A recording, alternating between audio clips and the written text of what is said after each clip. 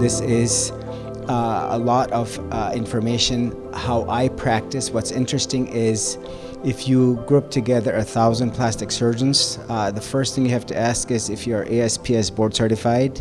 Majority of us will not acknowledge breast implant illness as a real entity. There are some surgeons still to this day believe that it is a myth, and unfortunately it has not been given its due recognition. And as we will see, my words today are not my opinions. These are facts that I will help translate as to how I, as a board-certified plastic surgeon, American Board of Plastic Surgery certified, how I look at what is really indeed a real illness with a real problem and what is a real solution. So having said this, I'm going to go ahead and get started. The theme of the topic, breast implant illness, is do no harm. And as you will see, we have clear evidence which points towards the harm that the breast implants cause. So overview, we're going to go ahead and look at the FDA warning. Now remember, the FDA in itself is a governing entity overseeing, making sure that the practice of medicine is performed at an exceptional level and that there is safety. We will then hear from the manufacturer, specifically Mentor, one of the major manufacturers of breast implants, and then ultimately patient testimonials, because that in itself speaks volumes. At the end of the day, we're talking about real patients, real lives that are affected negatively. And again, as mentioned, this is not my opinion, but hard facts. So the goal here is to talk about breast implant illness. Now, I myself, as you will see, for someone who got board certified and never put in implants, and now my practice is strictly removal of saline implants, silicone implants, and also residual capsules. That is where those patients that have had an explantation done, they then come to me for removal of residual capsules, meaning it was an incomplete job done by the previous plastic surgeon. I myself am very humbled to say that I've only put in one set of implants in order to get board certified, and this is by far the most common plastic surgery procedure done by the plastic surgeons.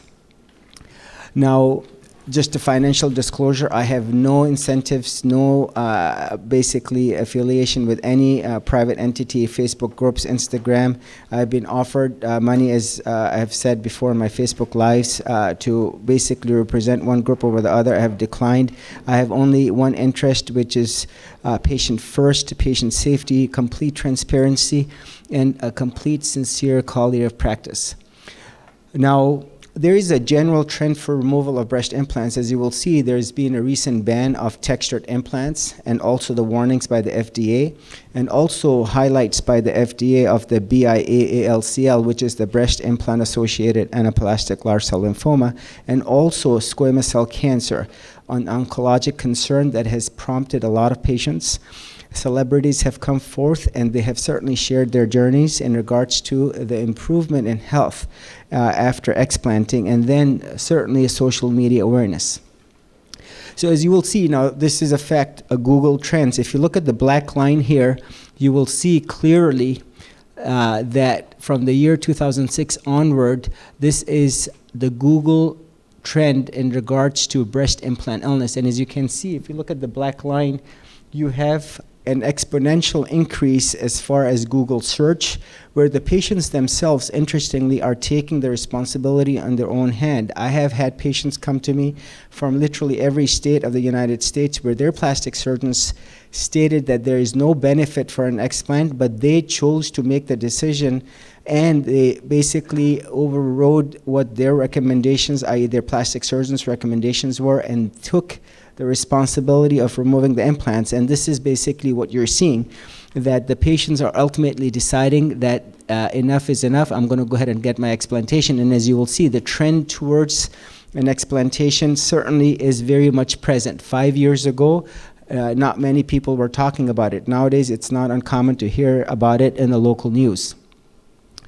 Now, this is another fact where if you look at the chemical composition of silicone, you will see it is made up of all these different chemicals, including platinum, aluminum, silicon fluoride, and all these other chemicals that truly are heavy metals, and they truly cause toxicity. And you will see, again, hard facts of what is the pathology, which is the silicon mastitis, the inflammation, the reactionary inflammation cells of the body reacting to what is the poison, if you will. Clearly, the ingredient list of the silicone implants, and certainly the silicone shell of the saline implants.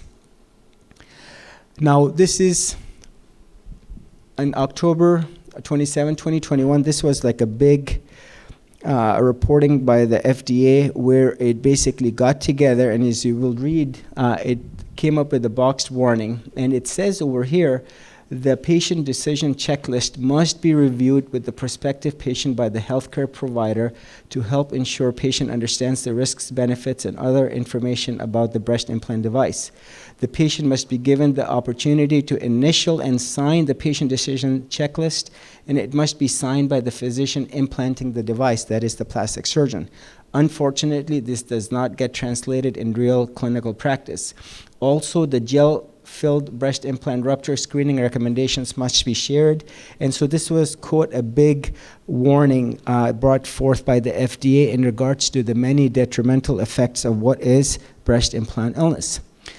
Now, then came in September 2022, the squamous cell carcinoma. This is another type of cancer associated with breast implants, clear, direct association. There is no denying the fact. The FDA and the plastic surgeons acknowledge clearly the fact that, number one, BIALCL and squamous cell cancer is underreported, and that nowadays no one is checking for this. The capsules are not being sent to pathology, and it is certainly underreported, and they anticipate the numbers are only going to increase over the next several years. Now, as a result of this, I actually did call the FDA myself, and I reached Dr. Terry Corneliuson, who is one of the heads of the FDA implant section, and I did question as to why this was brought forth and not the literally hundreds and thousands of patients and millions all over the world who are screaming breast implant illness, because that should be of concern as well. They acknowledge that the fact that there is certainly awareness and that there are a lot of reports that they've been looking at, but not enough that would lead ultimately to a ban. But as you can imagine, looking at that Google search and the number of explants that have occurred, let's say 5 years ago, 4 years, 3 years, and you will see the trend is only towards the awareness and the patients only recognizing what is explantation to being the cure, if you will. Now, this is a FDA warning. Clearly, these are not my words. This is not my opinion. This is clearly written by the FDA. It states that breast implants are not considered lifetime devices. The longer people have them, the greater the chance are that they will develop complications, some of which will require more surgery. Then, number two, they are associated with the BIALCL, the lymphoma, especially the textured implants, which have been banned. And then they acknowledge, if you look at the wording, it's very interestingly written, the cancer occurs more commonly in patients with textured implants than smooth implants, although rates are not well defined. So that means if someone has smooth silicone or smooth saline implants, BIALCL certainly does occur, but to a lower extent. We do not know what those numbers are. And then, as you will see, some patients have died from BIALCL. And the third thing is clearly highlighting and acknowledging what is breast implant illness. The patients receiving breast implants have reported a variety of systemic symptoms such as joint pain, muscle aches, confusion, chronic fatigue, autoimmune diseases, and others. Individual patient risk for developing these symptoms has not been well established. Some patients report complete resolution of symptoms when implants are removed without replacement. Again, acknowledging and confirming. And again, these are not my words. These are the FDA. This is the FDA statement. Now, let's go ahead and look at the manufacturer warning itself. Now, this is the journal that we read, the American Society. This is the advertisement by Mentor, the manufacturer. And as you see, I wrote down danger very appropriately. Now, at this upper half, you will see the advertisement itself, but the lower part, this is where the FDA mandates that they, quote, raise the warning. And so let's go ahead and look where the arrow points to. The first thing is you will see it says this is information given by the manufacturer themselves, Mentor. Breast implants are not considered lifetime devices. They state 10 to 15 years. Anecdotally, from my experience, it's been 7 to 10 years before they start becoming reactive. Some sooner, some later. But eventually, all patients will succumb to what is breast implant illness. This is a hard fact because the implants will rupture. They're not meant to be in the body forever. Now, you will see the same language on the second one with the BIALCL, and then the third paragraph talking about this complete resolution, which is very interesting, meaning they're telling you that if you have these problems, there is actually a cure, there is a solution to this. So now let's go ahead and continue to read. As you will see down there, U.S. law restricts the device to sale by or on the order of a physician. And if you continue to read, it says breast implants and breast implant surgery should not be performed in women with active infection, with existing cancer. And then the third line, as you will see, it says who are currently pregnant or nursing. And then safety and effectiveness have not been well established in patients with autoimmune diseases, for example, lupus and scleroderma, a weakened immune system, and conditions that interfere with wound healing and blood clotting, and reduced blood supply of the breast tissue. I have taken care of patients who have had type 1 diabetes, for example, or they have had lupus or scleroderma, and unfortunately they did get implants, or another patient with cystic fibrosis, believe it or not, there is absolute contraindication. I know a patient who had a kidney transplant, and she ended up getting implants, and those certainly are contraindications for implantation, period. Now, also, as you will see, patients with a diagnosis of depression or other mental health disorders. Now, there are a lot of patients with depression, body dysmorphic disorder, among others. Now, as you will see, now what I'm going to do is I'm going to highlight on the right side. As you will see, this is again by the manufacturer. You will see what's interesting is on the top left, it says not considered lifetime devices. And then you will see another highlight on the third line on the right. You should be aware that breast implants are not lifetime devices. And then a third time in the same lower half of this advertisement, breast implants are not lifetime devices. Now, as you will see on those three lines on the right, you will read the health consequences of a ruptured silicone breast implant have not been fully established, period. MRI screenings are recommended 3 years after initial implant surgery, and then every 2 years after to detect silent rupture. Now, this is a very interesting report. How many patients do get MRIs? How many do regularly follow up with their doctors? And how many patients live with what is a silent rupture? And the vast majority till the problems arise. Now, I say this to my patients: do you want to take care of a small fire or a big fire? You might as well take care of it before it ruptures, because once it ruptures, the chances are that silicone is going to leach more into the periphery and into the lymph nodes, and then it becomes a bigger problem to contain, a more difficult surgery, more inflammation, and more misery for the patient. If you have this addressed sooner, you will certainly be dealing with less toxicity. And the general notion here is this, that breast implants, both saline and silicone, start leaching from day one. And this is per data that has been produced by Dr. Henry Dykman, and also well established in the medical literature. And as over the years, where the implant is, quote, incubated at 98.5 degrees, plus minus the trauma, plus the breakdown, even though these near cohesive gummy bear implants, they will, quote, disintegrate and break down. And they're telling you they're not meant to be in the body forever. And so this is where would you rather take care of a problem before it becomes a more serious problem. Now, as you will see, this is again advertisement after advertisement. This is the warning, and this is the warning that should certainly be brought to the attention of the patients who get them.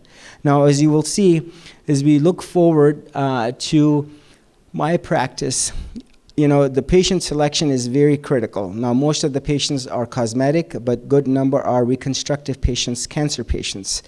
Then I do screen myself for the comorbidities. As you will see, there is no MRI or imaging to diagnose breast implant illness. There is no lab work for example, the CRP or the inflammation markers like ESR that show breast implant illness. The history physical exam is key, and essentially it is a diagnosis of exclusion, where this breast implant illness questionnaire is given to the patients, where once all these other problems like hypothyroidism, for example, that mimics breast implant illness, if someone has hypothyroidism, their mentation is slow, they're losing hair, they have dry skin, amongst other problems, you want to make sure that the patient has a normal thyroid, for example.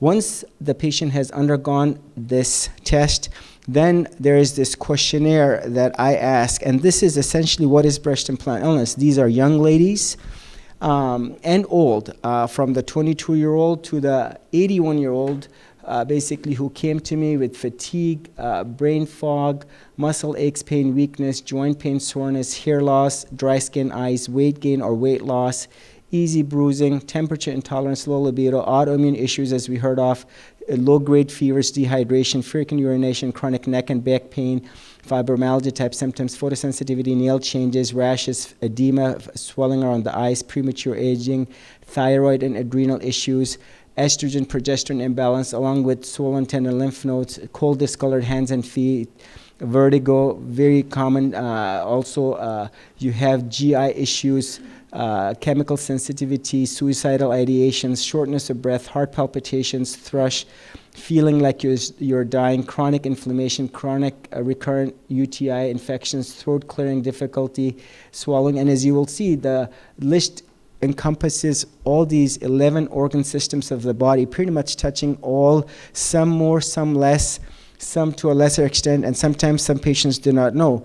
I have had patients 75 years of age, they know that they're not feeling good, they're fatigued, and they know they are certainly ill, and they still come despite their family telling them, well, you are of age, and this is probably early Alzheimer's, the brain fog is the Alzheimer's, but truly the patients know better.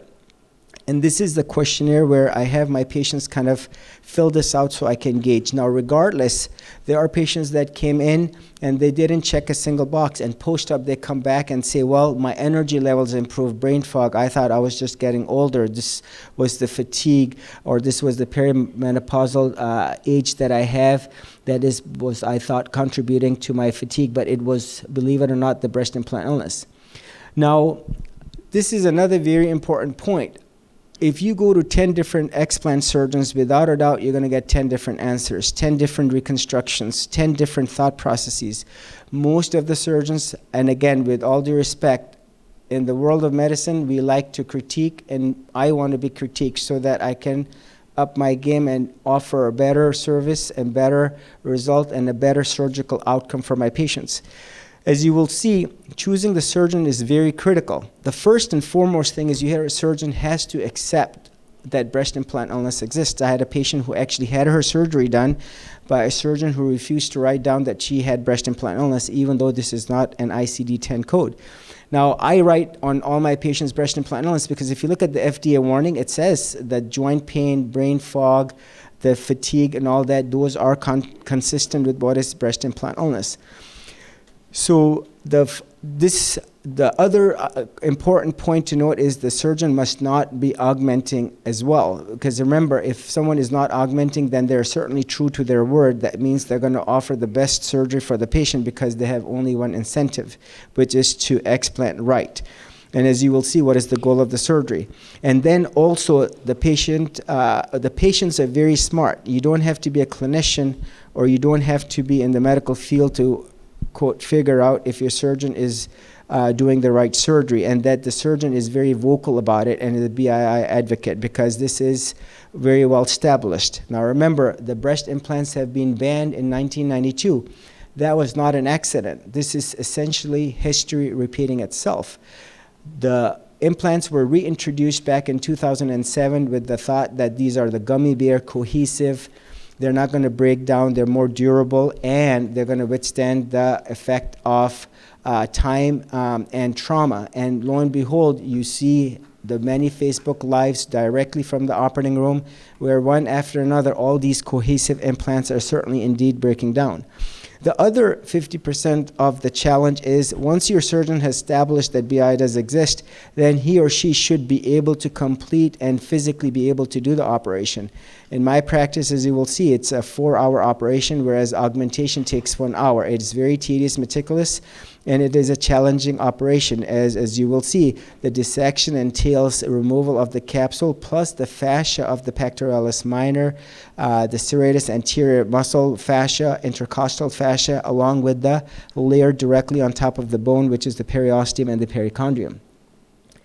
You have to accept either the world is flat or round, and implants either are safe or dangerous. You cannot be both. And unfortunately, we have a lot of, quote, what you would say, politically correct plastic surgeons who attest to the fact that breast implant illness exists, and the next thing you know, they're putting in implants right and left. Once you've established, and as you can see, look at the detrimental effects of the implants that we have discussed already so far. You know, we live in a motor city. If I were to tell you that you have a car that one of the manufacturer makes that's going to break down, catch on fire, or that's going to stall on the side of the road, is going to have axle problems, or the bumper is going to fall off, you will never even consider looking at it. And if you look at all the facts that I have read, again, from the FDA and from the manufacturer, and if you have an open mind, you will only run away from the implants. Now, this is the pectoralis major muscle, and just kind of a little bit more on the anatomy. As you will see on the top right, the insertion is in the upper arm, which is the humerus, and majority of the times the implants are below the muscle, so there is an incision that is made at the lower part over here, as you will see, that lifts the muscle up and under which the implant is placed. Now, what happens over time, because of the contraction of the muscle, the implant only moves down and out. And as you will see right here, this is the pectoralis major muscle, and if the lower part is cut, the implant is literally hanging down. So this is where I make my horizontal incision. This is the pectoralis minor underneath. So once the pec major is lifted up, underneath the pec major is this pec minor, and then you got the ribs, the intercostal fascia and the fascia of the serratus, and this is essentially the dissection plane. Underneath the ribs, basically, is the lung, and this is the place where everyone talks about. Most of the plastic surgeons say it is not safe, it's not healthy, it's too much of a risk to dissect underneath. And yes, it is. It is a very tedious surgery, but certainly this is the nature of the surgery itself, where all of the capsule must be removed, which is the take-home message. And as you will see right here, if you look at this area, this is my patient. All the pictures are my patients. This is the rib right here. The perichondrium of the rib has been removed. This is the layer directly on top of the cartilage. This is the bone part of the cartilage. The fascia of the intercostal has been removed. Again, rib, intercostal rib, and again it goes up. This is the pec major. I am always underneath. The breast tissue is above. I don't touch the breast tissue. I don't need to touch the breast tissue. The moment I touch the breast tissue, you're going to lead to problems. The anatomy of the breast tissue is going to be altered. When the patient does her self-monthly breast exam, she's going to feel scars, and you're going to feel an up and down cut. So I don't want to touch that at all. So I'm always in that plane in those patients where the implant is below, or even in those patients when the implant is above the muscle. I don't touch the breast tissue. I don't need to touch the breast tissue. And so the fascia of the serratus anterior right here is removed. The periosteum, perichondrium, the intercostal fascia. I've had a French surgeon who challenged and said that cannot be possible, and I said, sure it is. You know, look at any of my videos and pictures that I send my patients if they do ask. I have had a Australian plastic surgeon who challenged the fact that that cannot be done, and I'll tell you, I do it every day. And it absolutely can be done because that is the surgery in itself. And this is where the take-home slide is removal of the breast implant, 100% total capsulectomy, preferred en bloc, or 100% total capsulectomy. All inflamed tissue is removed plus the capsule. And then it is sent out for CD30 analysis to rule out the BIA-ALCL. And I send this on all my patients. The 100-100-0 rule that I coined, where 100% of the time, 100% of the capsule is removed with 0% of the capsule remaining behind. Now, as you will see, this is the largest implant that I've done. It's a 1200 cc saline implant. The maximum that they make is 800 cc implant. So the surgeon actually filled 400 cc's extra, and as you can see, it was wanting to rupture. The 99.5% of the time, my blood loss is less than 5 cc's on each side. And as you can see, careful dissection in that avascular plane right on top of the capsule, such that there is no bleeding, less pain, preservation of the aesthetics, and I cut out the excess skin, as you will see. Now, this is the horizontal incision. As you will see, there is no scar on the breast tissue, as I talked about, and the incision hides in the inframammary crease. And again, the 100-100-0 rule. And as you will see right here, hi, this is Dr. Khan. So I've done an M block on the right side, 100% total capsulectomy, complete removal of the implant capsule. As you can see, very large implant, the largest that I've removed. As you can see, very thin capsule. As I go ahead and remove this very carefully, I've already dissected it out, so I'm going to go ahead and remove it. As you can see right here, look, the largest implant that I've removed, 800 cc's is the largest, filled 400 extra. So you can see, look at the volume, 100% of the implant capsule has been removed, such that complete 100% total capsulectomy has been done. What I'm going to do now here is I'm actually going to walk this, or actually I'm going to go ahead and put it right here. So as you can see, I'm going to put it right here, and then we're going to cover it up such that it does not dry up. Even the lap sponge is not, and we're going to store it towards the end of the case. This is when I'm going to open it up. As you can see, the dissection has gone on very well. I'm happy and content with how the whole dissection went. 100% total capsulectomy, the 100-100-0 rule, the Khan rule, 100% of the time, 100% of the capsule is removed with 0% remaining behind. Dr. Khan, Executive Plastic Surgery. So basically, 100% of the capsule is removed with 0% of the capsule remaining behind with the entire implant and capsule. And I'll tell you, if that 1200 was a challenge, every implant is a challenge. We did a case earlier, 650 cc's was easier than the 325, the very next one that I had done this week. And so the dissection is done in a very similar way for all the patients. And as you will see, I have a very defined way of doing the surgery. And so the 100-100-0 rule, again, 100% of the time, 100% of the capsule is removed, but 0% of the capsule remaining behind. Some patients presented with no symptoms, as I mentioned, and again, the whole answer is total capsulectomy. Now, this is the Khan procedure. No drains. I have not used drains in any of my saline patients, in any of my intact silicone patients, and even in the many ruptured silicone implants or the residual capsules. The last time I actually used a drain was well over 4 years ago. No lift, as you will see shortly. Implants are returned to the patient so the patients can match what was the card that they had, what was the implant that they had. So you will be surprised, almost 20% of the time it doesn't match. If this was saline, some patients have had saline on one side, silicone on the other. One was above the muscle, one was below, one was Mentor, the other one was Allergan. And again, the list goes on. The capsules are sent to pathology, cultures are done and sent to microbiology. High definition pictures and videos of the chest wall. This is by far the most important video to show that the entire capsule was removed. And the capsules are then cut open. That's another video in itself. Twilight IV deep sedation. And then all patients, regardless of the surgery, undergo the same procedure. If someone's sick on prednisone or a type 1 diabetic, she gets the same surgery as a 22-year-old with no major medical issues.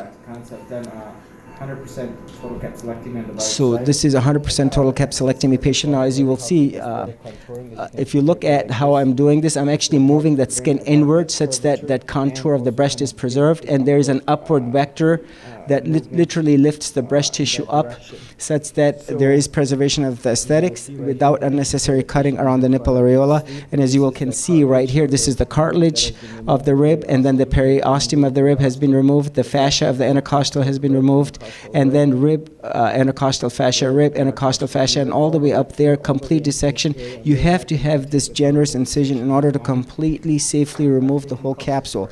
I have had patients I took care of 2 weeks ago. Incision was this big, and there was mentioned that the end block was that virtually impossible to see. So the 100-100-0 rule, and I mentioned the minimal blood loss, as you will see on my hands. This is a very tedious, meticulous dissection in that avascular plane, and done literally with every stroke. You're very much dependent on your assistant as well to kind of follow you so that you could literally have in sync the same movements without going into the muscle. Which, remember, if you cut the muscle, it will bleed. If you leave the capsule behind, you will leave inflammation behind that will weep, and that will require a drain, as you will see shortly. Now, anesthesia, IV deep sedation, where you have propofol, fentanyl, Versed, and a local nerve block with lidocaine, epinephrine, and Markin, which is what I use unless the patient has allergies. The other is very safe too, general anesthesia, where you have paralysis and the endotracheal tube is put in and the ventilator breathes for the patient. Now, that is good for a gallbladder or colon resection, but I'll tell you, this is outpatient surgery, and as you will see, I have a proven track record of IV deep sedation where the patient to date, not a single patient has had any recollection of the surgery. And I don't like the ventilator support. There are other problems associated with the ventilator where you can have trauma from the ventilator or if the patient fights. Now, as you can see, this is that excess skin that I removed at the bottom, and my assistant, Flamor Dekai, is here. He and we literally kind of worked it out one day, and we are removing what is this kind of a Nike sign, if you will, flap on the side that really helps with this contouring on the side. This incision is going to ultimately settle and allow for a good aesthetic closure. Helps with the upward vector. And as you will see again, rib, you can see it. Look at this right here. This is the cartilage of the rib. The fascia of the intercostal has been removed. The cartilage over here on the rib has been, the capsule has been removed completely, including the perichondrium, the periosteum, which is the layer directly on top of the rib, the fascia of the intercostal, this the fascia right underneath. 1.5 millimeters underneath is where the lung is.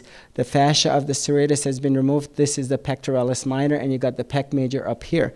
So, and again, minimal blood loss, patient after patient, and very well tolerated what is outpatient surgery. I'm happy to state that 2/3 of my patients come to me from out of town, out of state. And my practice, as I mentioned earlier, is exclusively devoted to what is explant surgery. So this is the conclusion, very safely done. I actually presented this in Dubai in May of this year to a group of plastic surgeons. And again, obviously a lot of critique. Why is this even necessary? As you will see, the patients are certainly benefiting from this surgery. Now, can end block or total 100% capsulectomy be accomplished? Absolutely, yes. Careful patient selection. Again, preoperative workup, that's key. And then making sure that the dissection is done in a very defined, sophisticated, dedicated way. And as you will see, well over 90% of my patients clearly benefit from an explantation. Patients ask me, who are those other 10%? Those are the 10% patients where they have had implants from 1983. It was a rupture, and the silicone has now migrated to the lymph nodes. And so despite removal of the implant, there is ample silicone in the periphery so that the patient truly doesn't benefit from an explant. And as we know, the silicone particles certainly do travel. Now, this is a very important question. The lift. It's not required in vast majority of the patients, especially the younger ones where the skin and the breast tissue does recoil. It certainly adds 2 to 3 hours approximately, and you don't want to be on the OR table for over 6 hours. Remember, the lift is done at the level of the nipple areola at the very top. The entire explant is done at the basement level, if you will, at the level of the rib. So you don't want to be over on the OR table for more than 6 hours, and it has been clearly shown in literature, if you're on the OR table, operating room table for over 6 hours, DVT, infection, the respiratory issues, wound dehiscence, complications do arise. Breast tissue and skin is inflamed. You don't want to be moving around inflamed tissue where it leads to nipple necrosis and skin breakdown, keloid, hypertrophic scar, loss of sensation unnecessarily. There are areas where fat necrosis has reported to occur in those patients where it was done at the same time of an explant. And explant surgery is at the level of below the muscle in the vast majority, and this whole lift is a separate and a discrete operation.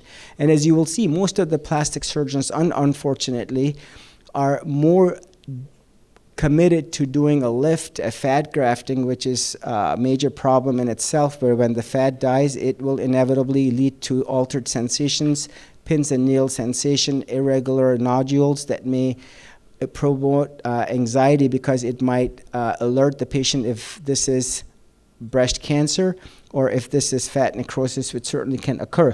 And certainly, as you will see, majority of the patients, I did a case 4 weeks ago, a 63-year-old lady. She had a 650 cc incidental ruptured implant, and she clearly did not need a lift. Her surgeon had done an amazing job, and with that excess skin removed, she bounced back very nicely.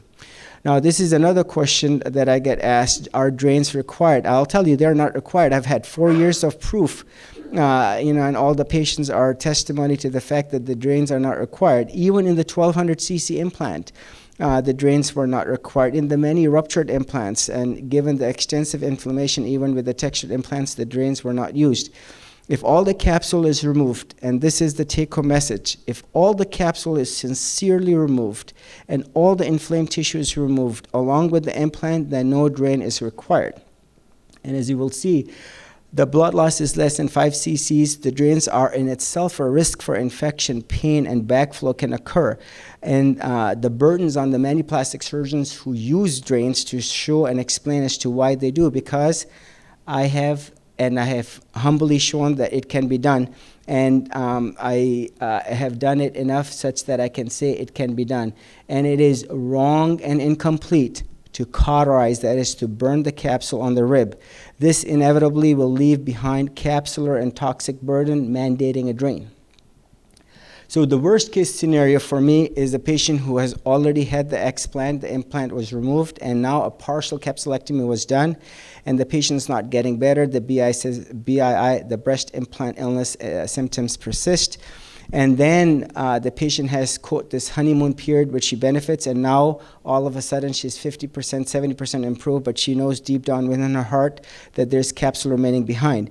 And I tell those patients that residual capsulectomy should be and must be done if there is documentation, if there was, number one, 5 things that were not done. If the incision is small, then you know that she never did get a true end block or a total capsulectomy because the surgery cannot be done.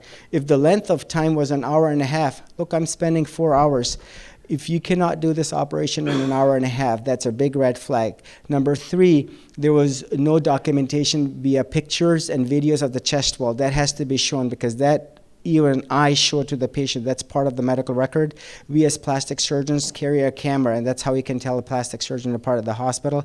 We always take a picture before the dog bite, during the surgery, and after, and every visit, to the point where Children's Hospital, for example, had dedicated 6 photographers just to take pictures of those kids with the deformities or any pre and post-op, so that we can document if where the melanoma was. We can see 10 years later if there is a recurrence, if this is a surgical site or where it was. So the point here is the pictures must be taken. Number 4, the implants must be returned to the patient, because that, again, there is no indication to not returning the implants. If they were in a patient's body, they certainly can be in a bag or a biohazard container and given to the patient. And number 5, the most important thing, the surgeon must, just like if I walk the hallways, everyone knows what is the reputation of the surgeon, just like a good lawyer, a good taxi driver, a good cook. Every surgeon has their reputation, and that reputation nowadays is very well is in check and balance with the many patients, because the patients know what's going on. So breast implants are dangerous and harmful. Look at the problems: infection, contracture, displacement, pain, mammograms. How many patients do I know did not get a mammogram because it was painful, and now the breast cancer screening is not being done? She's not able to palpate, feel a breast mass because the implant was getting in the way, or there was capsular contracture, the BIALCL, squamous cell cancer, very well established, breastfeeding problems, sensations altered, mental health affected, autoimmune, breast implant illness problems, rupture, leak. If you listen to all what I have said with an open mind, one will only be convinced implants don't belong in the body, period. There is do no harm. That's the entire message. Last but not least, if you look at the pathology slides, these are my patients. As you will see, this is the right breast implant capsule, fat necrosis, foreign body giant cell reaction, where the body in itself is fighting this foreign body, non-polarizable material consistent with silicone, mastitis. Mastitis means breast inflammation. Itis, and anytime you hear the word itis, is inflammation. And as you will see, pathology after pathology. Now, some patients do come back where it says mild inflammation, or there is no inflammation reported, but still that doesn't mean, oh, grossly the capsule looked good, so that's why I didn't remove it. You cannot tell anything grossly. You have to send it to the pathology lab, and the pathologist has to look and appropriately stain, rule out the lymphoma, and then rule out malignancy, and then you can say you have the peace of mind that there are going to be no surprises. We have heard of reports on my Facebook page where those patients had the partial, this one patient had the implant removed 4 years later with the residual capsule. She ended up getting BIALCL. And as you will see next, this is a very important slide right here. This is a patient where she had what is a traumatic neuroma, which is a nerve that was cut and was basically very tender, and this was basically causing pain to the patient. So this has to be removed for the patient to be pain-free. You will see, look at this pathology report, fat necrosis, refractile material compatible with breast implant particles. Clearly, as we showed and we have talked about today, the leaching and the gel bleed that occurs. Again, as you will see right here, the breast implant particles, no evidence of carcinoma. And this is the information that I sent to the pathologist. History of BII, chest pain, discomfort, rule out silica, rule out malignancy, rule out BIA-ALCL, CD30 analysis. And again, their job is to rule out breast cancer, any abnormal pathology. And I talk to them, they know me, and they know the samples that I send every week. As you will see, another pathology report, refractile material compatible with implant capsule, lipid histiocytes that are basically inflamed. You have fibrocystic changes and macrophages. These are the cleaner inflammation cells of the body. And as you will see, the implant capsule must be completely, sincerely, definitively removed. You have patients with fibroadenoma, the most common benign tumor of the female breast, if you will. So anytime there is a problem, that must be removed. And again, this is where I say humbly, 20 years from now, no drains, no lift. Now, if you want to lift, do it a year later, so you can well define no two sides are the same. And a year later, if you're a candidate for a lift, then you can go ahead and safely do that procedure without any unnecessary risks, if desired. So what I'm going to do here is, it looks as if I'm done here. I'm going to go ahead and take any questions, and then I'm going to have actually Tracy Gary come by here and talk. So if you have any questions, please feel free to ask.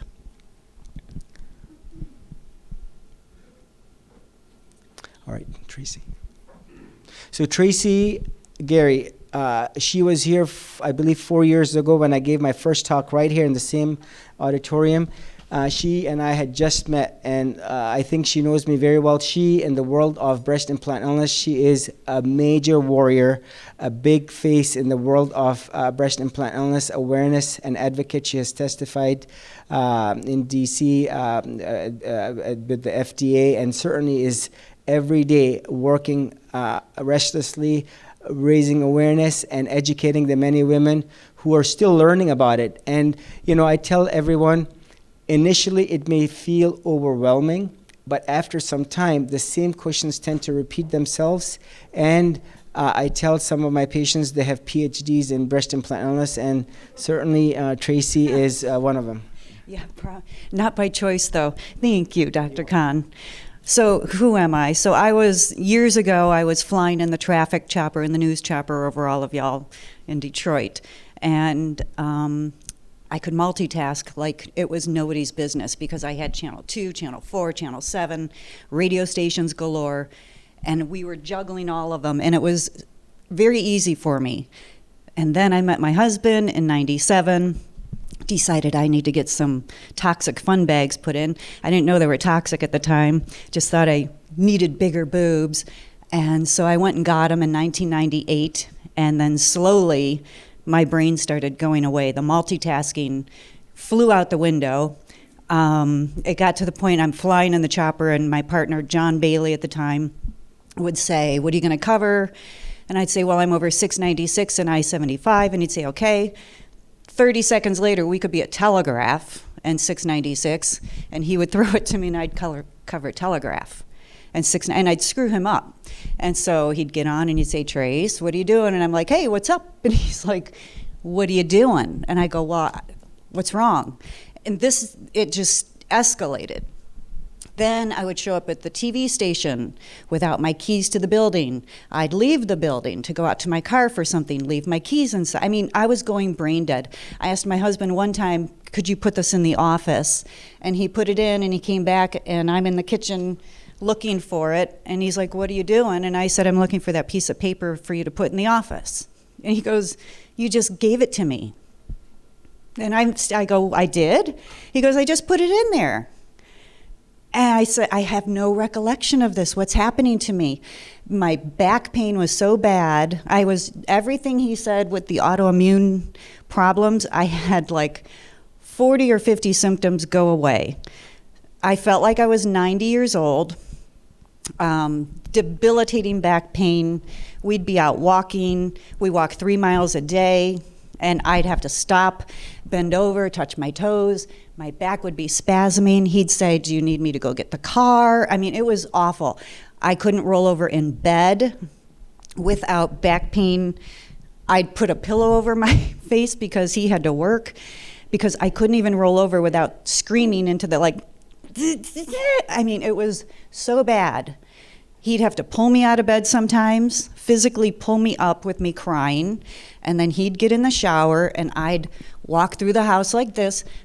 I was in my 40s. I'm 59 now, so I would be walking around like this, and then he'd come out, and I'd be in there making his breakfast, and I'd be fine. And he'd say, "How's your back?" Totally gone. It would just vanish.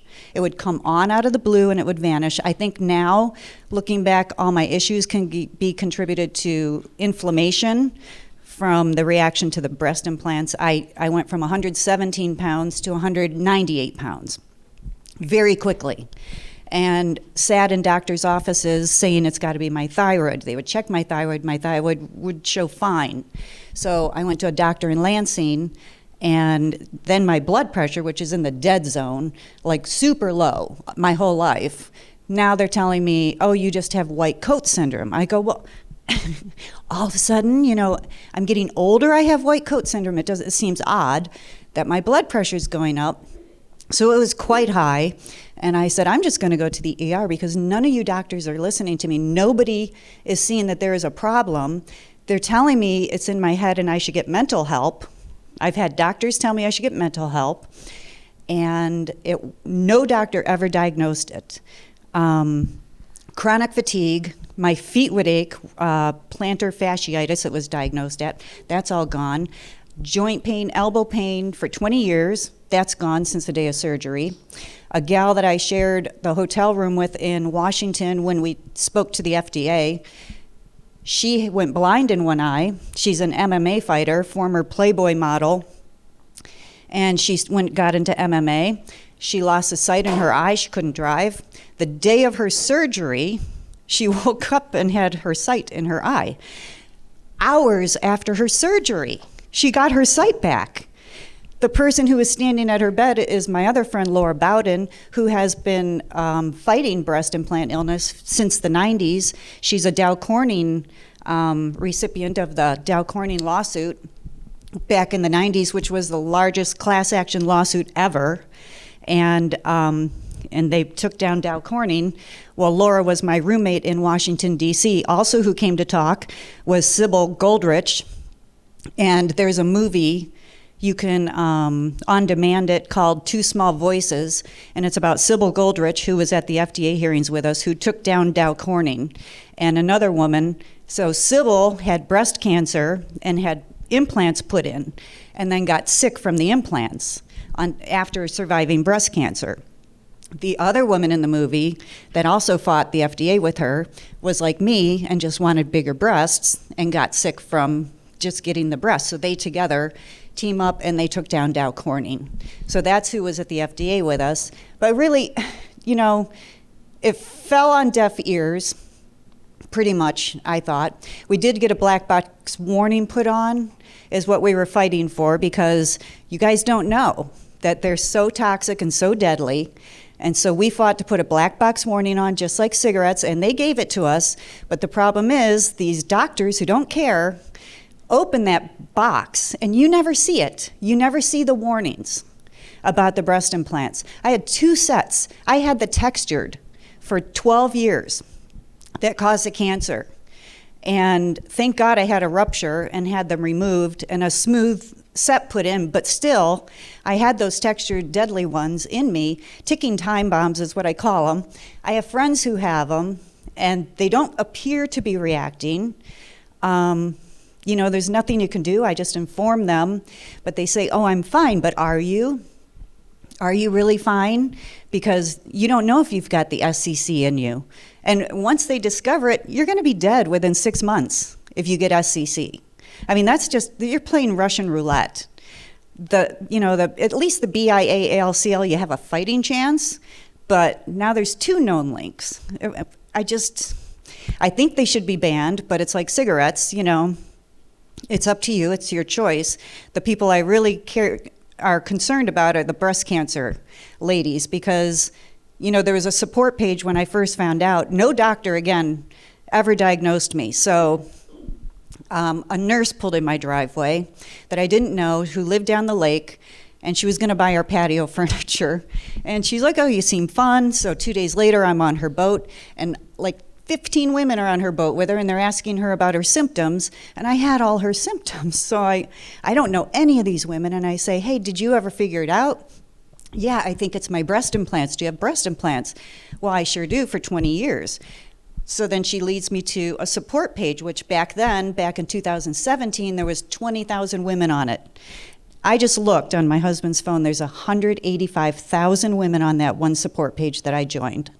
185,000 now plus. So I needed to get them out. There was one doctor on that website, on that Facebook page in Michigan. I called. She could not guarantee that she could get all the capsule out. She didn't know about BII. She had just heard about it. She had only done a couple. So I went to Costa Rica and had them removed in Costa Rica because, like Dr. Khan, the doctor down there, it was talked about on the support page that he removed all of the capsule, and I knew for sure that it would be done right. So it was either go to California, Florida, or Costa Rica, because back then you didn't have all these doctors doing it. So that's how I ended up down there, and then came back, talked before the FDA, and then discovered Dr. Khan. I started a support page for people in Michigan, the Michigan Breast Implant Illness and Support page. And I didn't do it to recreate the wheel, because there's all that big page already with gobs of information for you. I did it because there was one doctor to choose from in Michigan. And I thought, this isn't good. There's got to be more doctors. So now there's at least 12 that we have listed. And then the top one is Dr. Khan now. So we have Dr. Khan, and then he comes along and he takes out an ad on television and runs an ad informing women with his own money, informing women about the dangers of breast implant illness. So that's, if you don't know Dr. Khan, that's what you're dealing with, is somebody who truly, truly cares about you and is not putting them in and fights for us, and he's been front and center for us ever since. So I met him back in 2019, and he's been one of our warriors, front and center with us. And I have to tell you, because you're going to hear from someone with a even better story, not better in a good way, not better in a good way, but I just told her, because I post videos on YouTube, like my surgery is on YouTube, all cut open, showing it's pretty gross, and then I usually lose my audience when they hear him say, and this is your nipple, and he picks it up with his fingers, but it's pretty gross. But I know all the capsule came out, but I got contacted by a gal who said she was getting a new set in. She was outside of Nashville, and when he opened her up, there was all kinds of abscesses and seroma, and it just didn't look right. But he still put the brand new set in anyway. He still put the replacement set in, closed her up, sent it to pathology, and it ends up, he put the implants in on top of BIA ALCL. So now she's got to have those removed and deal with the cancer, another surgery, because he went ahead and went forward with that surgery. So those are the doctors out there that we're fighting and we're dealing with. There's another one that was on Instagram posting a woman that not only are breast implants safe, all of them are safe, but they actually prevent cancer. They will actually prevent breast cancer. So I turned her into the medical board, which they didn't care. The Washington State Medical Board, apparently she used to be the head of it. Yeah, so that's what we're dealing with out there. Those are the doctors. So Dr. Khan is one of the good ones who truly cares. And I did have a lift upon my explant, and I don't regret it, but I do agree with Dr. Khan, because another gal I know had same doctor, did a lift, and her nipples are too high.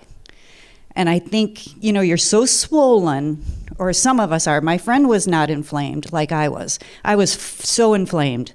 Like, I looked like I sat on an air pump. And I think when your tissues calm down, like he was saying, after a lift, or after you have the surgery, a year later down the road is probably when you should address it. I know you don't want to do it because it's 2 surgeries and most people can't afford it, but when she lost her weight and when I did, and mine are borderline being too high. So I do think you do need to wait, or you should, What's that? I had mine done upon explant. But see, and mine looked beautiful, perfect, and I had no issues, but I know 3 other women with the same doctor that did have issues. They didn't follow the rules. They didn't stay bound up, like we didn't have any drains.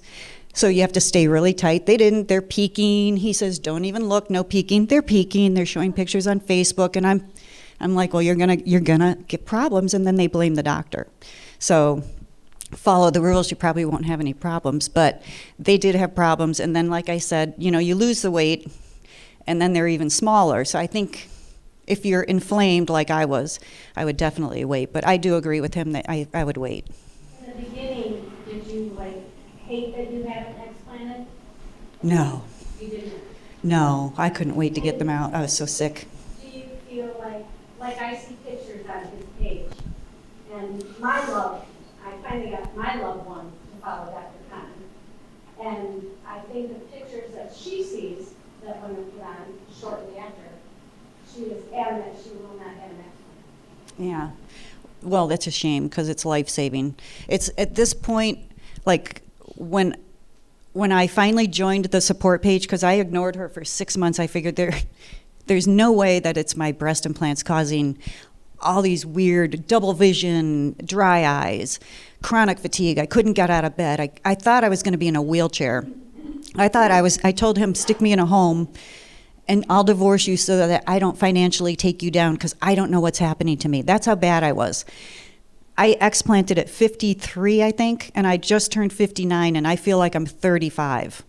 I felt like I was 90 with those implants in. Sometimes I couldn't even function. The next day I could clean like the entire house. But again, I think it was all linked to inflammation, probably things I had eaten. I was reacting to all foods. Every food I was eating, I would react to. Nausea, vomiting, rashes under my arms, rashes. It was some hair loss, not like most women. Dry, itchy skin. It was a nightmare. It was a nightmare, but everything went away for me upon explant. My friend still has some damage, but we don't know, if that's hereditary. She's got hereditary rheumatoid arthritis or something running in her family. So you don't know how much to blame on the implants. And I will tell you, like he was talking about the autoimmune diseases, I then was diagnosed at 52 with Hashimoto's thyroiditis, which is an autoimmune disease, and it's a thyroid disease, which explains why I was rail thin my whole life. And then when I put the implants in, it went the opposite way. My thyroid, like, totally just shut down. Instead of overachieving, it just decided it wasn't going to function. And so I think that was what really set me over, was I had an autoimmune disease that was undiagnosed and put implants in on top of it. And so now I have a fighting chance of controlling the Hashimoto's with my diet. Any other questions? When you talk about inflammation, I guess I don't quite understand it. Is it just like you feel, is it inflammation where you get, joint pain, you have swelling? I'm not sure what the inflammation part. Mine was water weight. So mine was like, I looked like that. And then I could pee out 4 or 5 pounds in one day. Yeah. So I would retain the water really bad and then pee it all out. So when I was holding it, my back would hurt, everything would ache. And then as soon as that water would flush out, then I was like full of energy. So I have pictures. I looked, you wouldn't even know it was me. So, anybody else? Thank you. All right. Well, thank you, Dr. Sure, and I appreciate it. I just want to go ahead and expand on your point. On my webpage, if you look at the Facebook, majority of the times, well over 99% of the times, you're going to see pictures within 3 weeks, 6 weeks. You want to always look at pictures 52 weeks or 18 months out, because that's ultimately the end result. Anyone. Yeah, and unfortunately, now I'll tell you that some patients are not, and I don't follow up with them a year out. Now, this will be something that is very good. Now, on my practice, I don't pick and choose and say, all right, this picture is good out of the 300. I'm going to put this one. Sometimes, believe it or not, on some websites, they choose model patients. They're not even the surgeon's own patients. So very defined. I say, you know what? We need to put out reality, because we're not trying to sell. We're trying to, the purpose here is not to convince anyone. The purpose here is to educate, be very professional, and at the same time, pass on the message. You have heard from Tracy what is an attestation to whatever I said, because that's not my opinion. And we want, some patients take 5 years. Look, I have had a nurse that worked for me, and she has seen implants come out right and left, ruptured. And she herself got implants because her significant other wanted them. I cannot control that. That's her and her decision, and I respect that, And just like Tracy mentioned, on the cigarette box, you tell someone, hey, do you read that? And it's like, so what? And that is, majority of the patients do not know, and this is the problem. They do not know what they're signing up for, because they feel that they're going to be in the body forever, or they're benign, and then you can get them replaced. They're replete with problems and not worth it and do no harm. Now, having said this, please, if you can come and join us. We're going to have one of my patients, and she's going to speak, and this is her experience. And literally, the only thing I said was, if you want to talk, please come by. All of my patients are talking on Facebook, and I like that, because all what we're trying to do is learn from your experience. I'm learning from your experience so that hopefully I can make the next patient's experience better. Please go ahead. Hi, everybody. I'm Angie, and I traveled from the other side of the state to come here tonight. I am 10 weeks post-op today, so that's pretty exciting. Surgery with Dr. Khan. I am a breast cancer survivor. And tonight I wanted to speak to the breast cancer survivors on the fence about getting their implants out, and to anyone recently diagnosed on the fence about putting implants in. It is my hope that the medical professionals in the room and out online will also listen.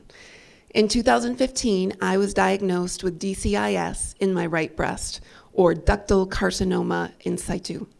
I went through the advised protocol of lumpectomy and radiation. 2 years later, I had a recurrence of DCIS in the same breast. Mastectomy was recommended, and I chose to have a nipple-sparing bilateral mastectomy and reconstruction with implants. To accommodate an implant on the radiated breast, I would need a tissue flap on my right side, and I chose a lat flap. I would also be given fat grafting to ensure the best aesthetic outcome. The full concoction meant an 8-hour surgery. We just heard Dr. Khan say you don't want to be on the table that long, which left me with unmanaged pain in the days and weeks after, fat necrosis from the failed fat grafting, and an animation deformity from the left flap, meaning every time I used my back muscle, you would see my front chest contract.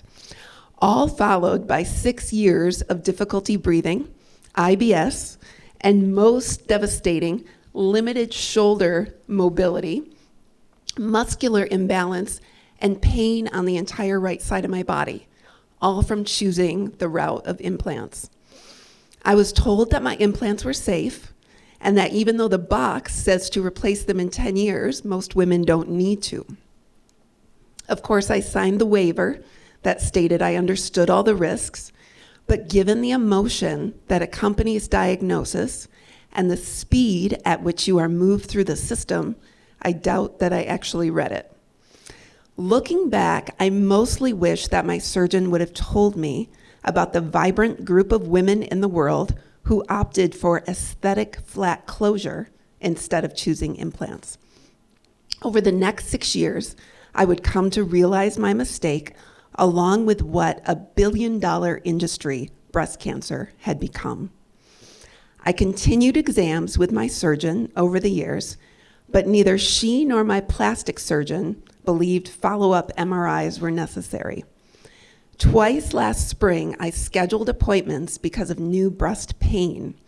She was puzzled, but didn't think there was anything to worry about, and said if I was still concerned, I should schedule an appointment with my plastic surgeon. She also said since I was past the 5-year mark of cancer, I could be released to my regular doctor for care. Well, when the pain didn't subside after a few months, I started researching explantation and praying a lot, at first very frantically, and then with total peace.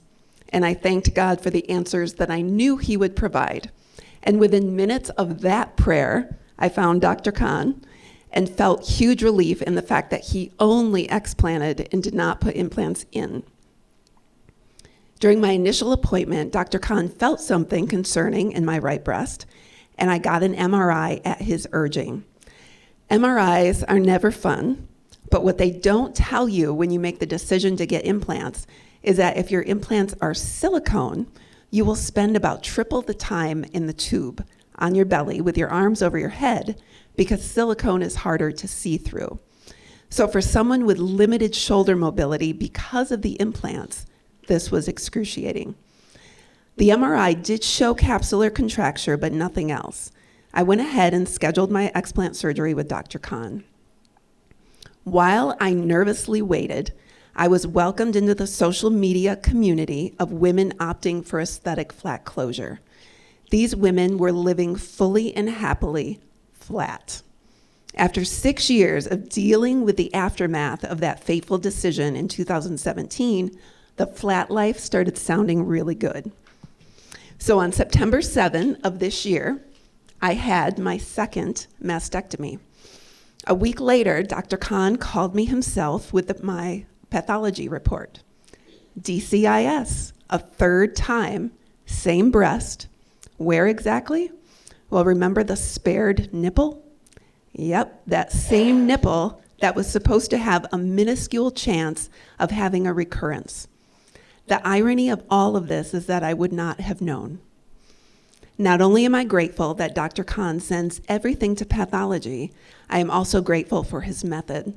100% of the capsules and implants removed, 100% of the time, with 0% of the capsule left on the chest wall.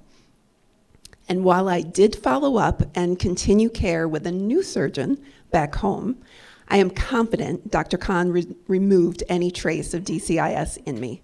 And if there were any stray cells, well, I continue to serve a big God, so I stay confident. I am happy to report that immediately after surgery, the asymmetrical pain on my right side caused by the lat flap, which was put in place to accommodate the implant, was gone. All that pain was gone. No more IBS. And I can finally take a full breath again. I had forgotten how good full lung capacity actually feels. So my friends newly diagnosed with breast cancer who are considering implants, do your research. Read the stories of the many women who are suffering. They are not hard to find. And to my friends who are considering explant after breast cancer, do not hesitate. While I understand that another surgery is daunting and unfair when you have already endured so much, chin up. It's only week 10 and I couldn't be happier. You are God's beautiful design. Lean on Him and let Him carry all that frightens you. You will have a story to tell and a system to change. And finally, to those in the medical field who are profiting in any way from this billion-dollar breast implant industry, you may have the best intentions, like I actually believe my surgeons did. I don't think they wanted to know, and they thought they were doing the right thing. But you are actually doing harm. Please have the humility to listen to your patients when they tell you something isn't right. And when meeting a new breast cancer patient, please have the courage to tell her the whole story. Don't try to be her hero, even when she cries. Instead, tell her about the confident, beautiful, happy with their choice, aesthetic flat closure women who are taking back their health and their lives. So in closing, thank you, Dr. Khan, for the care you take with each of your patients, for your courage to take on the system, and for your passionate advocacy for women's health.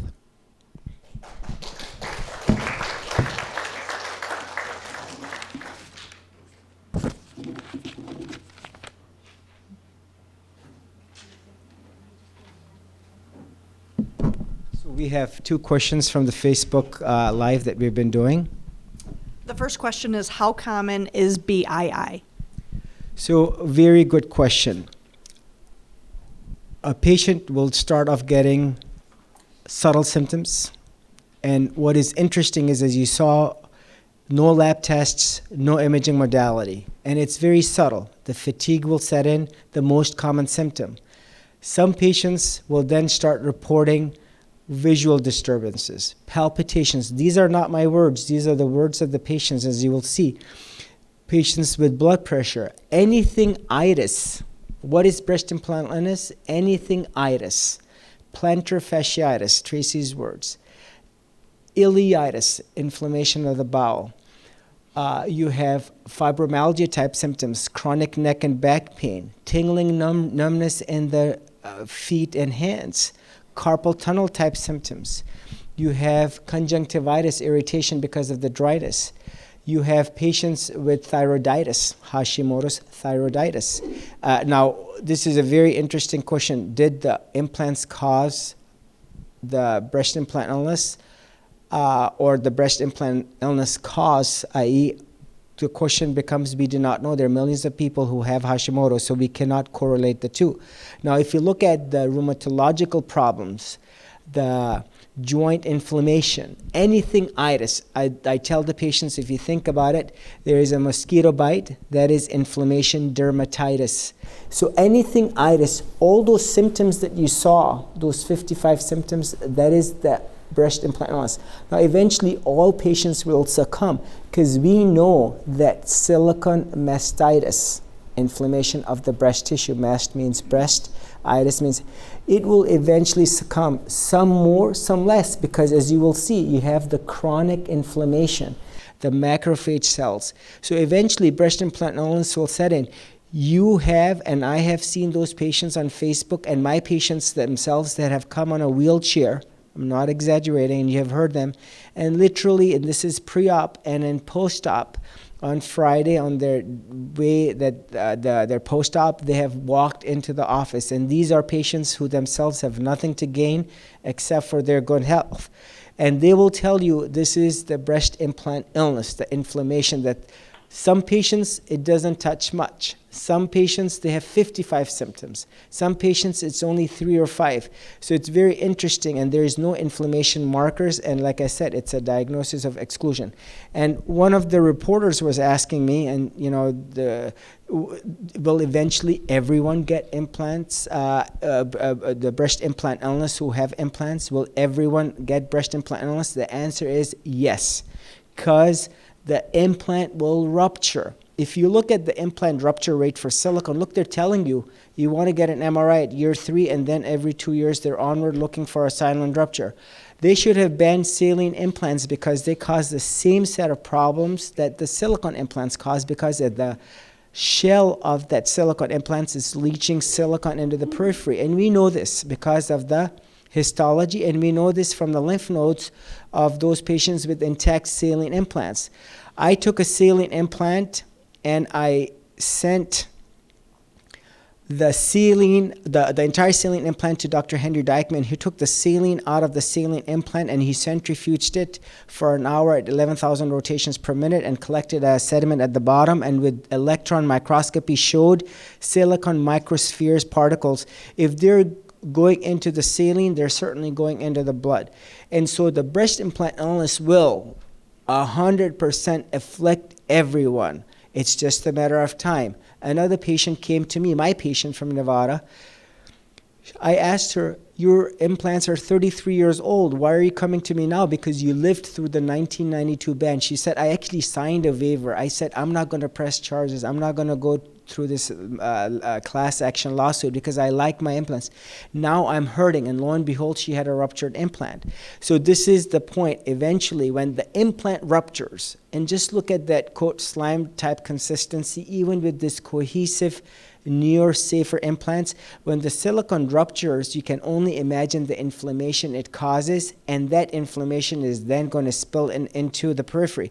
What I find interesting with that mentor advertisement, the implications behind a ruptured, the health consequences of a ruptured silicone implant are not well understood. Well, I'll tell you, it is very well understood, because anytime, anywhere you have silicone, be it silicone from the saline implant or the silicone from an intact silicone implant or a ruptured silicone, that inflammation will induce and cause the body to react.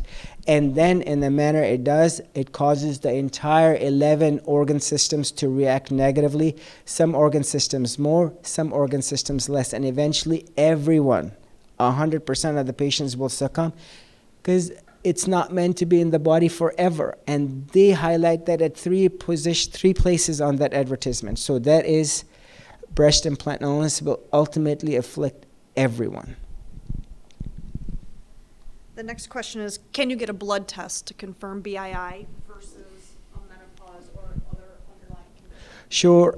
So this is a good question. Now you have to look for silicon particles or inflammation. Sometimes, biopsies are done which shows silicon within the lymph nodes, for example, but there is no blood test, no imaging modality that will show.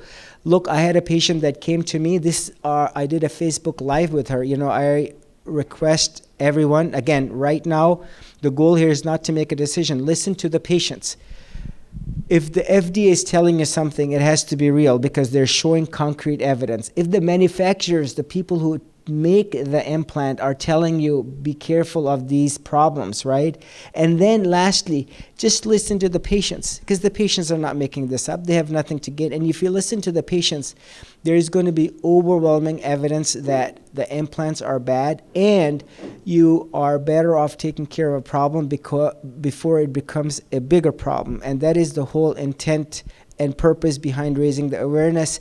Some patients, my own patient, and if you listen to her, 22-year-old nice young lady, she gets implants. 22 days into her augmentation, she has weight loss, inability to eat, joint pain, tingling, numbness in the arms. And you listen to her own words. At day 29, I removed her implants, and you see the resolution of symptoms of breast implant illness.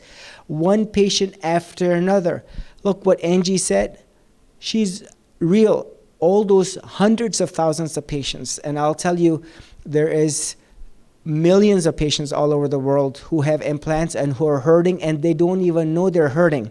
And had they continued to have the implants, they certainly will continue to hurt. And we have this clear evidence that implants are bad. We know they have been banned, and they only need to be banned so the patients are not harmed by them. One last question, is silicone safer than saline or vice versa? So both of them are bad because the same problems, suicidal ideations, problems with vision, GI disturbances, dryness of the eyes, joint pain, fibromyalgia, the same symptoms the patient with silicone implants, saline implants, ruptured implants, residual capsules. So you cannot tell one apart from the other. The general notion is, well, you can give saline to a newborn, you can put saline implants, but guess what? The shell is silicone, and that is where the problem arises. And we know this because you see the many patients that clearly have had the entire implant capsule, all inflamed tissue removed. You will see the same benefits of explantation when done right. So all of them are bad. The example I like to give is, the cigar is very strong smoke. Cigarettes with the filter is relatively better, but guess what? Both cause cancer. Both are bad. You could be smoking for 5 years and getting lung cancer. You could be smoking for 50 years with a cigar and not getting. This is unfortunately the reality. The problem here is, as we heard, the patients are not in this informed decision-making capacity. And if you share this information with anyone who's interested in getting implants, and you hear Tracy's stories, Angie's story, and the stories of the hundreds of thousands, you will be only convinced that implants are not worth it. They harm the body, and they will ultimately, sooner or later, come back and hurt you in a big way where there's going to be a rupture. I have had patients who have had silicone injected into their buttock right here in town, and we hear this from the many stories from Florida and New York, where they inject silicone, industrial grade, in order to enhance, for example, some body regions. They have the same problems that the patients with cohesive implants, these gummy bear implants. They're not any safer. They are not safe. These 5th generation implants, they got the same set of problems. And mark my words, you saw that graph go up exponentially. Now the patients are going to scream, and guess what? The reactionary FDA is going to only listen, and ultimately, because of the mass effect of social media, this will ultimately lead to another, hopefully, a permanent ban on silicone implants, because eventually the truth will come out and it will be accepted, and the administrative body will then ultimately make the decision like it did in 1992, only to ban them. Any other questions? Yes, please. I have 2 questions. Is there any way to tell that you had a rupture? That's a good question. My mentor of 42 years, he was the king of plastic surgery. He said, even in my hands, and I examined, you cannot tell. Look, they said on the mentor ad, not my words, a silent rupture. Silent rupture means I have no idea. The best plastic surgeon on earth has no idea. And the only ultimate way, and it's not perfect, is an MRI without contrast to look for a rupture. So there is no radiation and there is no contrast, and the patient gets this scan. And with good certainty, the best imaging modality that exists today to be able to tell. One day I did 2 patients back to back. One had an MRI and it showed a rupture. She did not have a rupture. And on the second patient, it showed that there was no rupture, and she had a rupture. So the MRI was double wrong, and it was very coincidental, but it happens. And so the ultimate only way is that the surgeon must go into the surgery thinking that this is a ruptured implant till proven otherwise. That's why I don't get an MRI on all my patients who have silicone implants. Number one, the insurance is never going to approve them. And number 2, it's not going to change my mind. I don't want to be cutting into the capsule, and the next thing you know, I'm running into a ruptured slime silicone that's pouring into the chest, and then it's too late. You have to assume as a surgeon that all implants are ruptured till proven otherwise. Look, there are saline implants that I have done where there was this watery type of a paint, debris, severe inflammation that was present, and had I cut that saline implant, because remember, saline implants are such that if they are ruptured, they will collapse completely like a water balloon. So if they're not, they can still have some fluid around. So you have to always assume that there is badness within the capsule, and that's the whole surgery. anyone can remove implants. But to remove the implants in the way where the entire implant capsule and all inflamed tissue is sincerely removed, that's the challenge.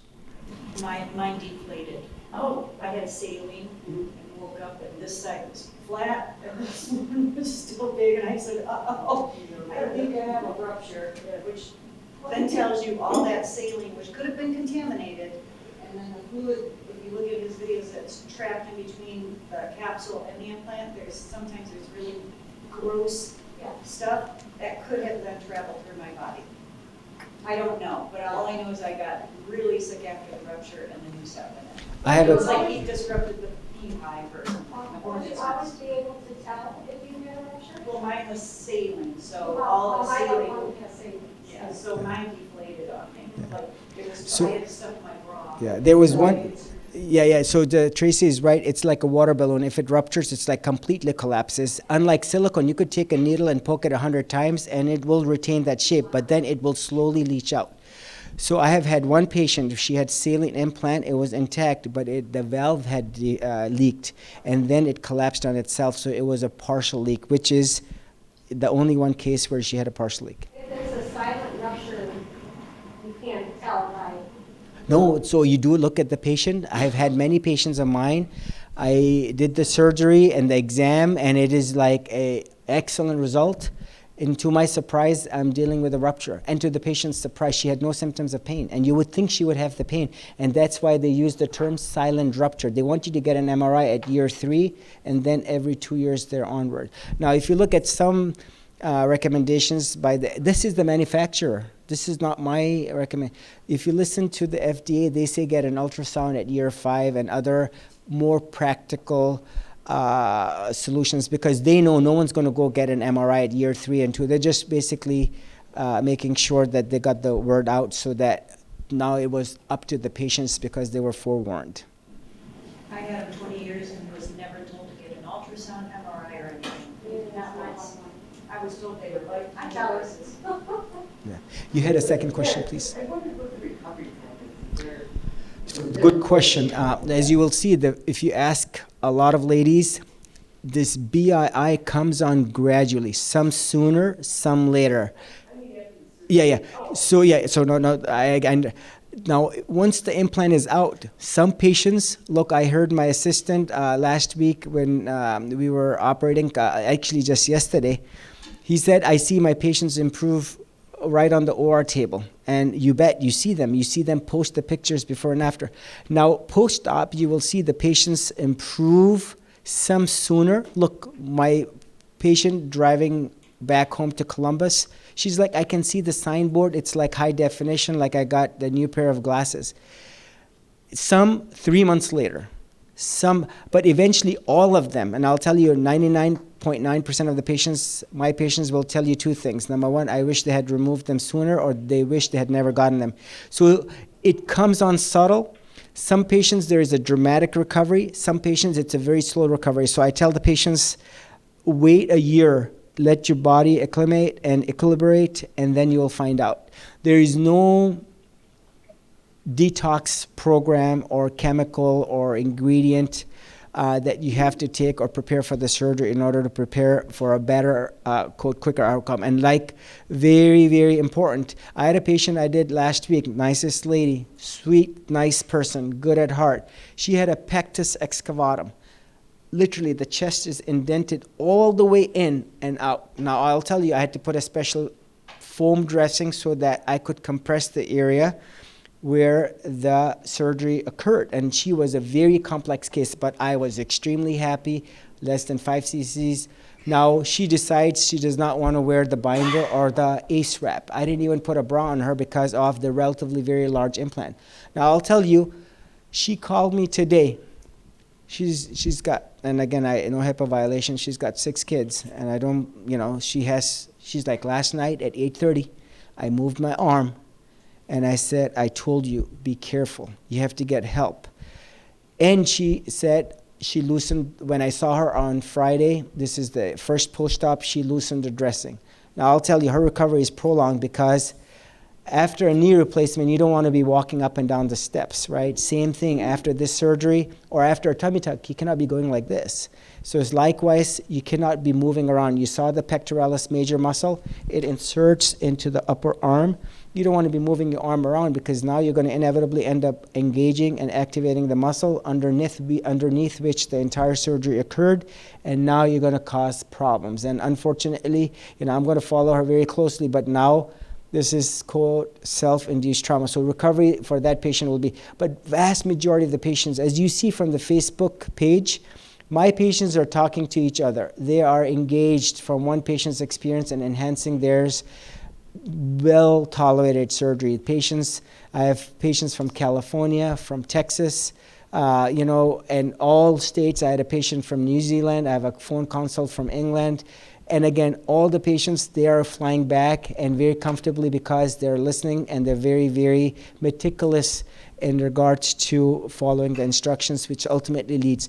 The muscle in itself takes 6 weeks to settle because of the way in vast majority of the patients, the implants are below the muscle.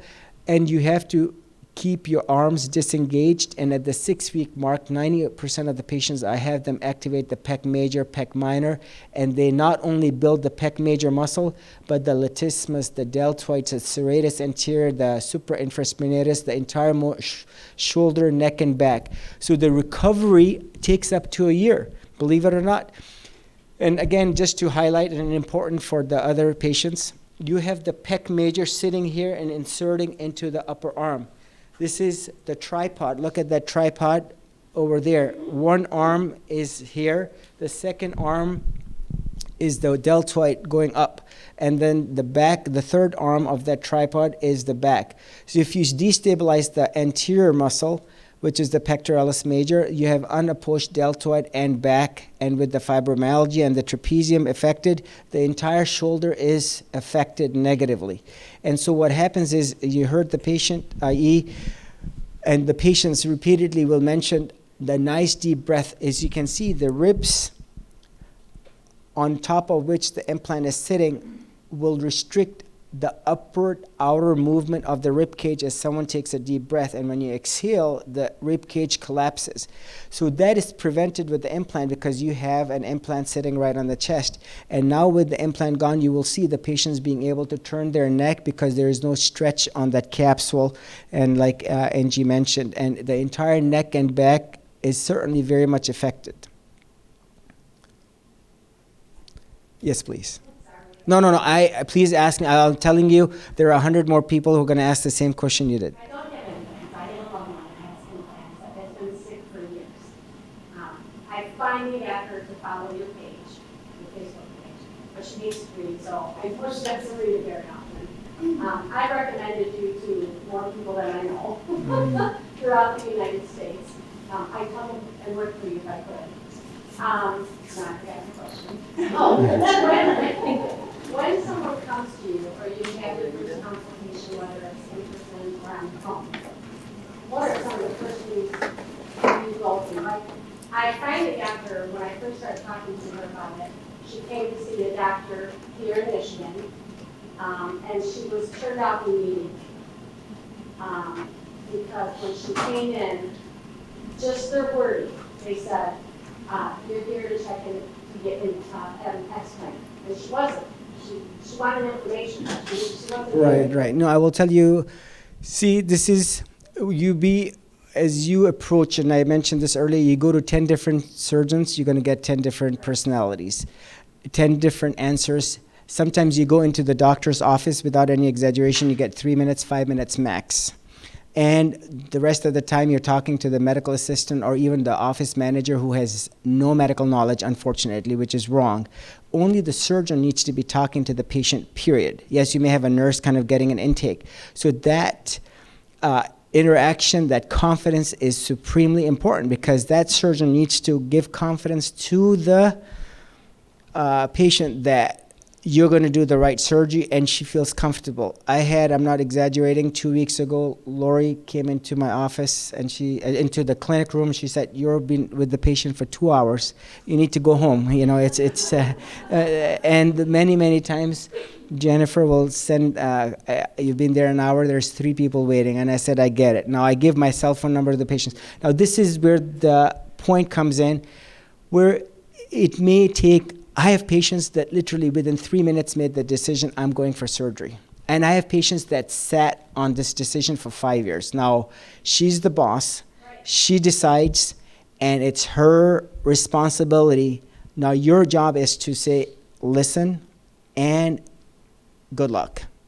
Now, I will tell you, I've taken care of patients who are physicians, PhDs, who are librarians, stay-at-home moms. That's the most difficult job. And literally every walk of life. An engineer, a hairstylist, they have no concept of medicine. I'll tell you, they understand this better than the plastic surgeons because they themselves have been afflicted. And I'll tell you, you read someone else's story, I'll tell you, millions of patients that will connect with Tracy's story, and they will connect with Angie's story, because you know what? That used to be them, and that they used to be them. And this is where, this is real medicine, and this is, I tell my patients, I'm taking 100 steps back. Listen to the ladies, because you will get the answers there. Talk to the patients. This is where you're engaging with the other patients so that at 2 in the morning you get up, from your heart, this is the absolute right decision. Now, most of the ladies, the single most important question is, how am I going to look afterwards? I'll tell you, everyone is concerned about that, but remember, do no harm. There is no reason why someone should have to suffer. Someone should have to feel the hurt. If you're having trouble getting out of bed, like Tracy mentioned, this is real life patients. Not only Tracy, these are the same stories of, I would say, millions of patients. There's approximately 35 million people on earth who have implants in the history, since the 60s. And these are, patients from Germany, Panama, Qatar, from Egypt. These are same human beings as you and I are, and they're hurting. And they need to know that there is a solution, and she needs to take the responsibility. Now, I'll tell you, that nurse of mine, and I respect her unconditionally, that was a decision by the significant other who paid and who made it happen and who was the influencing factor. And I'll tell you, there are many decisions that are made in so many mysterious ways that God only knows how someone will reach a decision into doing something harmful, especially when you have seen. Now, I'll tell you how many people know that Juul cigarettes are bad, but they're still vaping, smoking. How many kids or people you will see right now going 100 miles per hour on the road, and they know speeding kills. But guess what? They will still type and text. So the point here is, responsibility is hers. We give the message. I do try to do my message. I feel like some women that haven't had breast cancer, had implants out of vanity.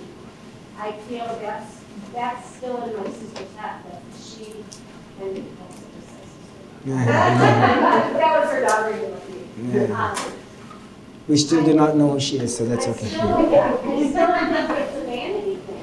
She's almost 70 years old. See, I will tell you something that Angie said, that there is a lot of emotional / look, it took some time to reach that level. Now, I'll tell you, I also want to look good. Everyone wants to look good, but not at the expense of, quote, hurting and harming. And this is where you make the mature decision. And for me, who am I to comment? This is her decision. And if she's okay with that, and if this is her lifestyle and this is what she wants, then certainly. But she needs to know. See, the problem here is the vast majority of the ladies do not know that this is the problem. And that is what we're trying to do. Now, she deep down with, like one lady, I did a Facebook Live with her. She said, I knew from the very beginning these were bad, and I got them for my husband. Now, beat that, She knew they were bad, but she said, I'm going to go out of my way to basically make him happy. And I will tell you, I learned that from her. There was a very nice psychologist. I worked with her. You know, there are times where the best advice can be given by another fellow patient. So I say to her, connect with the old patients. That's the best valuable advice she is going to get, so that as she goes through the journey, she has that mental, emotional support, and that's what she needs. From my experience of having talked to so many ladies, the best time I come into the clinic and the husband is very engaged, or the significant other, and now this is coming from me as a physician, not only, let's say if I'm doing a hand trauma or a face trauma and I see everyone is involved, that's a better outcome for that young 18-year-old, for example. There's another patient that I heard of today, this morning at 6:30, got the hand in a table saw. I'll tell you, the whole family was together, and I'll tell you he's going to be better off with all the support and care than the other person who's kind of on their own, and they're taking an Uber to go to the emergency room.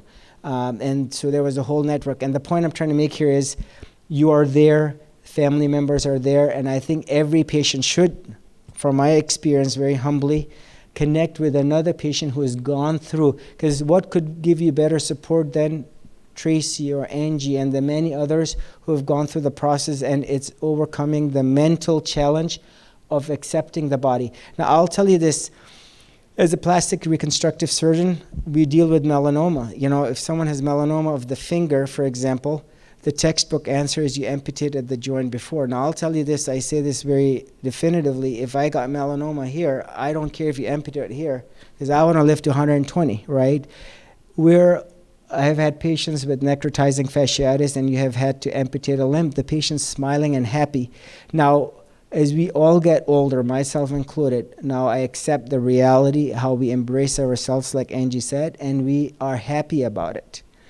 That we are in the process of, we will never be 35 or 45, we will always be, so this is that support that she needs to get, and hopefully she can get it from another patient. From my personal experience, I think that's the key. Because it's mentally very challenging. See, someone told me this, I will never know what it is like to have, a mastectomy. It's all imagination for the men. But this is where you should connect, you must connect in order to help your journey through that phase where you know that as we all get older, we're going to have problems. So you cope with the stresses in a way where you have that support. And I think that is crucial in every person's case, especially when you have to go through a plastic reconstructive procedure. Yep. And I feel like anytime, and I don't talk to her about it as much as I did in the beginning when I first learned of BII, but I tug at her heartstrings. The daughter that was here with me, she lost her dad, my sister lost her husband in a motorcycle accident. And then 7 years ago, my sister, her mother, lost her only son to suicide. So I said to my sister, I said, Renee's already lost a parent. She doesn't need to lose another one. You need to do this for yourself, you need to do it for her, which is probably kind of mean, but I don't know about when she lost her son, she had a brand new granddaughter, it was her first granddaughter. And this granddaughter literally saved my sister's life. And I said to her a couple months ago, I said, Sandy, let me ask you this question. I said, if Zadie came to you in several years and told you she wanted to get implants, I said, what would you say to her? She goes, you could tell her that. So she knows. She knows they're bad. She knows they're toxic. Mm-hmm. So I just think it's little vanity up in her head. All right. Well, thank you very much, everyone. Thank you very much for coming. Don't underestimate. Look, I told you with Dr. Terry Cornelius, an OBGYN, MD, PhD, she's up there when it comes to the FDA. She said, well, I have not seen much complaints that have come my way. Those are her exact words, with all due respect to her. I say talk, write about. This is an excellent platform where we can share our experience. Don't underestimate the value of writing about your experience. Your words will enhance someone else's experience. And so don't underestimate the power of your writing. So that is very important. So thank you very much. I appreciate everyone coming.